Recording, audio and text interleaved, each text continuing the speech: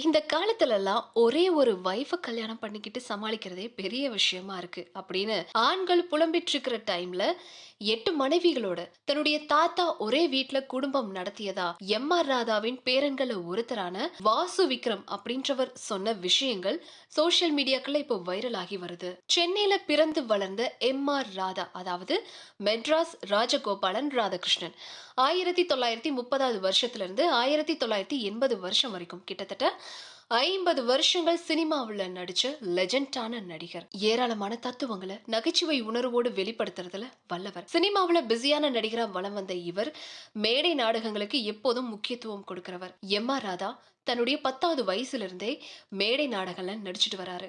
சுமார் 5000த்துக்கும் மேற்பட்ட நாடகங்கள்ல நடிச்சிருக்கிறாரு. இவருக்கு சென்னை தேனாம்பேட்டையில ரொம்ப பிரம்மாண்டமான பங்களா இருந்த நிலையில அங்க தன்னுடைய 8 மனைவிகளோட எந்த ஒரு பிரச்சனையுமே இல்லாம வாழ்ந்து வந்திருக்கிறாராம். இதுக்கு முக்கிய காரணம், தன்னுடைய 8 மனைவிகளையும் அவர் ஒருபோதும் வேறுபடுத்தி பார்த்தது கிடையாது. அப்பவே ஆளாளுக்கு 100 பவுன் போட்டு அழகு பார்த்தவராம். சினிமாவை பொறுத்த வரைக்கும் எம்.ஆர். ராதாவுக்கு அப்படின்னு தனியா கதாபாத்திரம் அமைக்கப்பட்டு டயலாக்குகளும் எழுதப்படுமா.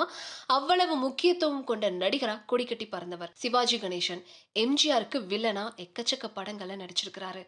அதே போல மூட நம்பிக்கைகளுக்கும் எதிரானவர், பெரியாருடைய தீவிர பக்தர். எம்.ஜி.ஆர் மேல துப்பாக்கி சூடு நடத்திய வழக்குல எம்.ஆர். ராதாவுக்கு 7 வருஷங்கள் சிறை தண்டனை விதிக்கப்பட்ட நிலையில அவருடைய உடல்நிலை மற்றும் வயதை கருத்தில் கொண்டு அவருடைய சிறை காலம் 4 வருஷங்களா குறைக்கப்பட்டுச்சு. சிறையிலிருந்து வெளியில வந்த அவருக்கு மஞ்சக்காமாலை பாதிப்பு ஏற்பட திருச்சியில வாழ்ந்து வந்த அவர் தன்னுடைய 72வது வயதுல காலமானாரு. எம்.ஆர். ராதாவிற்கு 8 மனைவிகள் மூலமா மொத்தம் 20 குழந்தைகள் இருந்ததா சொல்லப்படுற நிலையில பல பேர குழந்தைகளும் இருந்திருக்கிறாங்க. அதுல வாசு விக்ரமும் ஒருத்தர். இவர் தன்னுடைய எம்.ஆர். ராதாவை பத்தி ஒரு சில விஷயங்களை ஷேர் பண்ணியிருக்கிறாரு. என்னுடைய அப்பாவுடைய நடிப்பு தாத்தாவுக்கு ரொம்ப பிடிக்கும். அதே போல தான் அப்பாவுக்கு தாத்தாவை தான் அதிகமா பிடிக்கும். தாத்தா இறந்ததுக்கு அப்புறமா அவருடைய வீட்டுல இருக்கிற தோட்டத்துல தான் நாங்க புதைச்சோம். அப்போ இருந்தே அப்பா அந்த வீட்டுக்கு வரது கிடையாது. தோட்டத்திலேயே தங்கிட்டாரு. 2 மாசங்களுக்கு அப்புறமா அவர் வலுக்கட்டாயமா வீட்டுக்குள்ள தூக்கிட்டு வந்தோம். சென்னை தேனாம்பேட்டையில இருந்த வீட்டுல தாத்தா 8 மனைவிகளோட வாழ்ந்தாரு. அந்த 8 மனைவிகளுக்குமே தாத்தா சரிசமமா நிலங்களை பிரிச்சு கொடுத்தாரு. படப்பிடிப்பு இல்லாத நாட்கள்ல வீட்டுல தான் இருப்பாரு.